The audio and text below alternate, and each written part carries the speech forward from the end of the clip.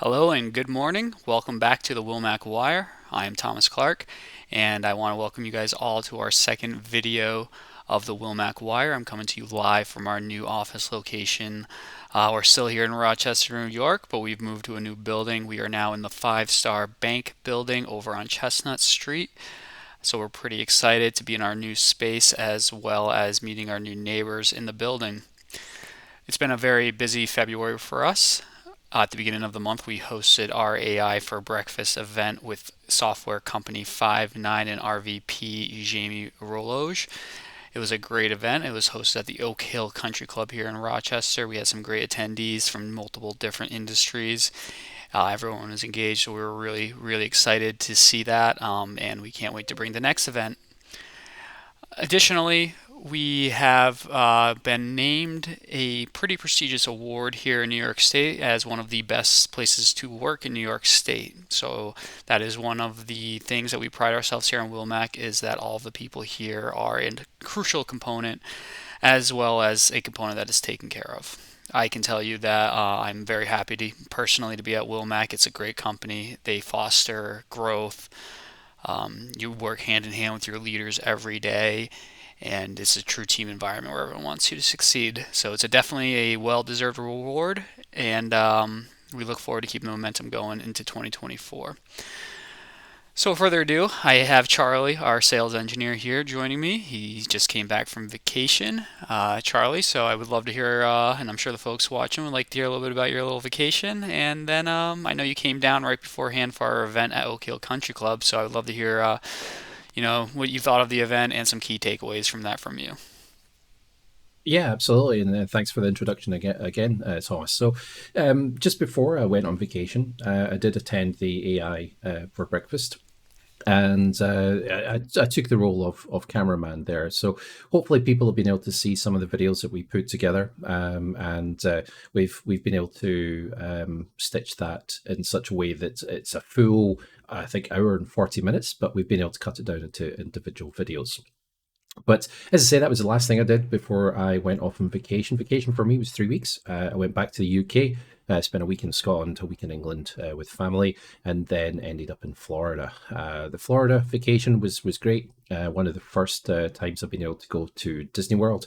Went to the Hollywood Studios Disney World, so we're able to play with the stormtroopers, look at lightsabers, that type of thing. So that was all great. No, yeah, absolutely. First, I'm happy that you had a great vacation. I haven't been ever been to Florida myself. I've been to more foreign countries than I have other states in the United States. But I'm glad you had a great time. And thank you for traveling down here to Rochester from Toronto right before that vacation. It was definitely a great event. I personally I learned so much from listening to Jamie speak. He was really ground level with our audience, didn't speak over their heads. I saw everybody was taking notes. It was just really amazing to see how engaged everybody is, and it's a very exciting time, especially with AI and customer experience. One of the big things I took away personally from the event was I work a lot with banks and credit unions, and a lot of the hesitation, especially from places that are in rural areas, of interacting with AI can be something that is one a concern for credit unions and mid-sized banks that are located in this area, but it's also a concern for the demographic that they're serving. So I'm definitely excited to see how we can build an ethical AI culture. One of the things that I've been running into, just my experience as a consumer online is, some websites will have you consent to engage with an AI rather than a human person. Additionally, I think that a lot of banks are going to be looking at their contact centers as a place that generates revenue rather than a place that's just an operational cost. So I'm very excited to bring this information to the people that I work with as well as seeing it expand further across the board. As I mentioned, we just moved into our new building that I know you had some time to stop into, Charlie, when you came down for the event. We're still setting up here, but it's in the five-star bank building. Any thoughts on the new office space while you were here? Yeah, I'm really excited with the new office and what it will actually provide for us. I think more so, I'm excited about the space it will have for Wilmac Wire. We'll be able to produce video content like this in a studio space rather than a desk that we're sat at the moment. Albeit the view that you've got is actually quite cool. Just looking over your shoulder there. So yeah, we've got a few things going ahead, and the office will be fully operational very very soon. Yeah, no, I'm excited. I had to conquer my fear of heights being up here on the 18th floor of a building, but I've gotten used to it. You know, this country boy living in a big city, working in a skyscraper now, so definitely getting used to it. But I'm loving it. Yeah, loving the vibe, the feel of being in this new building. Not that I didn't like our old building. You know, there's some history there, but you know, it's always good to see a progressive change with times. Which that moves me into like our final topic, something that I know we both briefly want to touch on. For those of you who are listening that don't know, Wilmac, our proprietary software is called Continuity Replay, which broad is a software that can take legacy data that's or recording data such as voice, text, email, video, whether or not that is encrypted by whoever was the proprietary owner of that data software when it was first purchased by a company. We can take that, decrypt it, put it into basically a single pane of glass for search and replay, and it takes that data and it makes that company that was using that data, that recorded that data, it makes it theirs, and they can use it for how they see fit.